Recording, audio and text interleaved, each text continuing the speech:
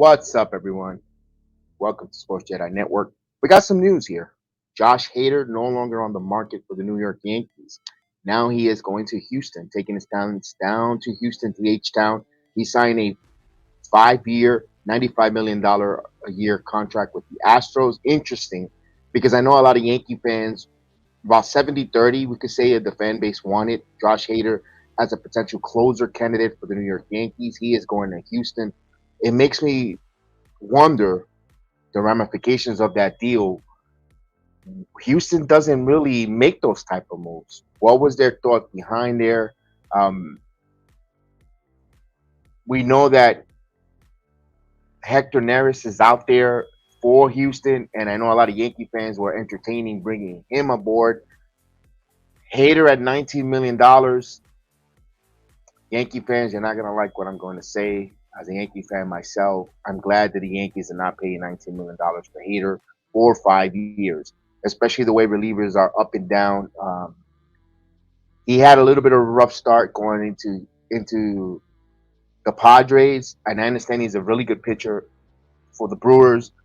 He bounced back, you could say, well last year for San Diego. I am, you know what? Thank your lucky stars that we're not getting 5 years for him. Of course, this is the new look of Hader with the Astros. If you all those that are just joining us, he signed a 5-year, $95 million. That's $19 million a year to pitch for them. Wow. There's a little bit of interesting note when it comes to that. Hader on the deal increases the Astros payroll to 253 million, and that's around 33.6 million away from that second tier of the luxury tax. Usually when we talk about the Houston Astros, they never operate around that. They're always looking to cut payroll, but they're going for it. Why not? They've been a strong franchise. If you look at the American League, they have a chance. I know Houston fell short from, uh, especially your in-state rivals like Texas Rangers, who just won the World Series. You want to also take advantage of that nucleus of that core that you have there with Altuve and company.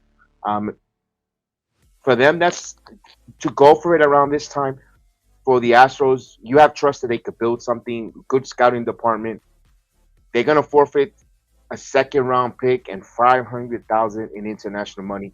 That's the business there. Just think of the Yankees. Listen, if we're paying Hader $19 million like that for 5 years, it probably would have taken even more. Remember, there's no state income tax in Houston.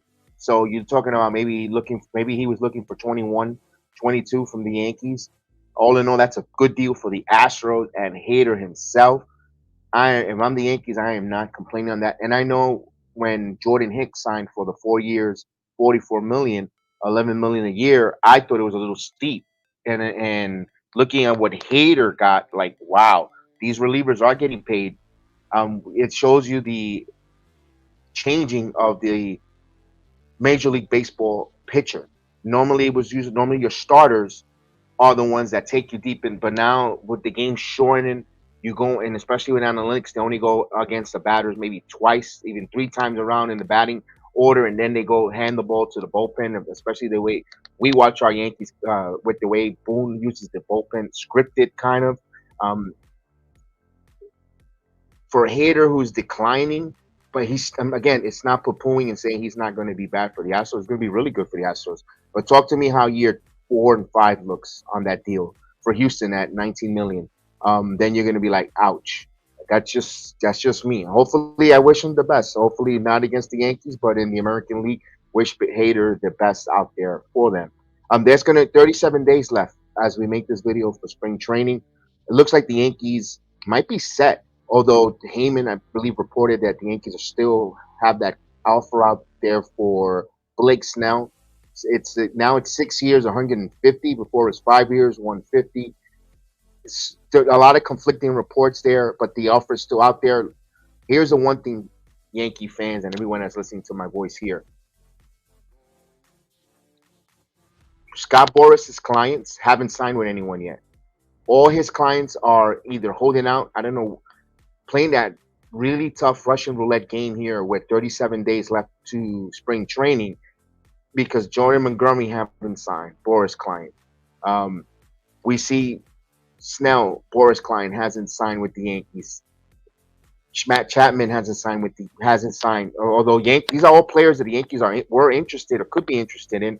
They haven't signed, or you haven't really heard much offers on these Boris clients. And Boris likes to leak out and have teams get into bidding wars with one another.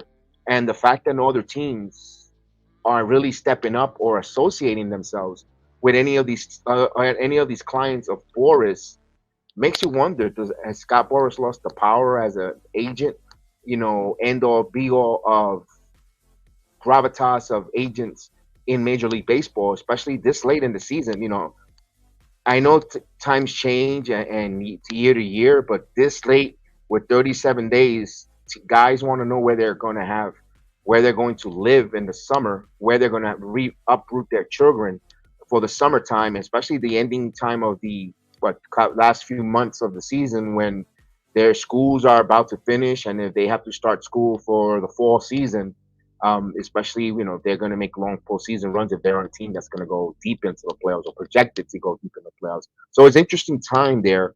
I know agents are just there to get the most money, and it's up to the players to worry about all the other extracurricular that I just mentioned. But it's interesting that they're not signed yet, and he's a powerful agent, and I am so surprised that Scott Boras still hasn't really moved his guys there. Now there's some options for the Yankees if you don't want to go Hector Neris. You got Steven Robinson, Kenyon Middleton. I know it doesn't move the needles, and I know guys are poo-pooing it and go, I don't want them. I don't want them.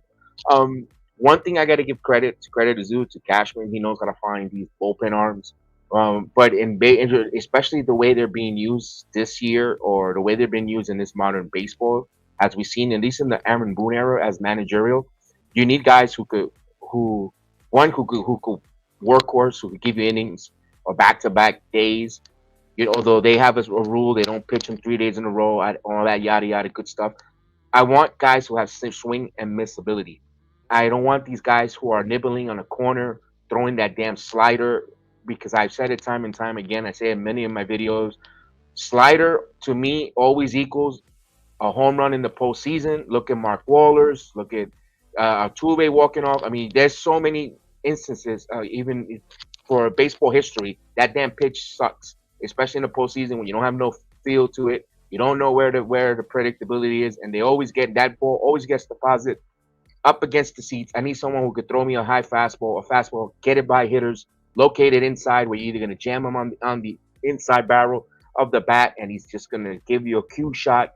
I need guys who has that kind of ability, who could throw the ball and high velocity, who could locate with control. Those are the type of arms I want. If I'm being a general manager of a team, you could make something that has a nice curveball, a splitter, you know, but that damn slider worries me for a closer or late inning reliever.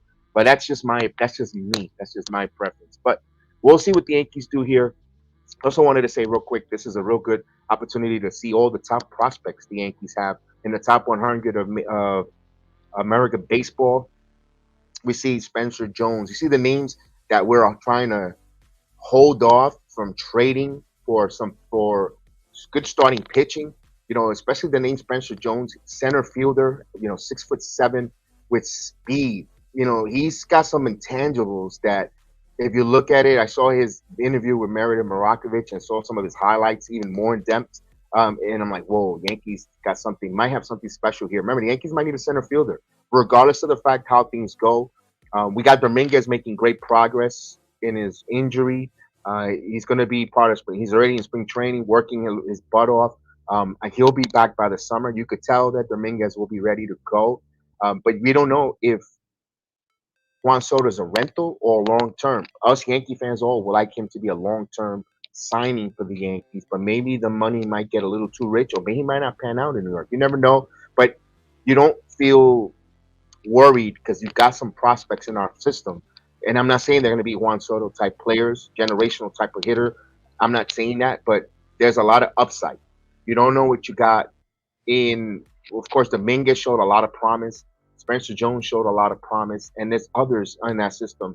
Clay Beater. You Yankees got a nice farm system to complement this current team here. And if we're going to sign a Juan Soto long term, and if let's say Blake Snell does accept that offer, and we have money tied into our starting pitcher in Stroman, Cole, Snell, um, maybe Cortez might leave at the end of the year. Whatever the case is, there's money tied in good areas. You're going to need those rookie contracts, those rookie players to come in from your minor league system to fill those gaps. That's how winning teams continue to win and continue to have sustainability of winning, especially in a luxury tax sport right now that we're in, where it does matter to the Yankees to get below a threshold because the increase of the tax bill continues to grow year after year as you stay above the luxury tax or the luxury tax or the Steve Cohen tax, I like they call it.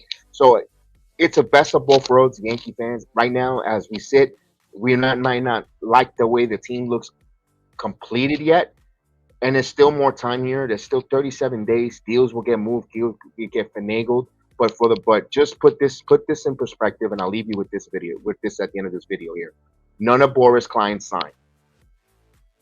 Is that a good thing? Is a bad thing? Each one of us can interpret it the way you want to interpret it. I'm just saying right now, not everyone's running. The more closer we get to spring training, my opinion, the lower the price tags comes dropping. So you never know. We might end up getting Snell with a higher AVA value for less years. Maybe they'll pay him largely for 2 and then add 3 or 4 years.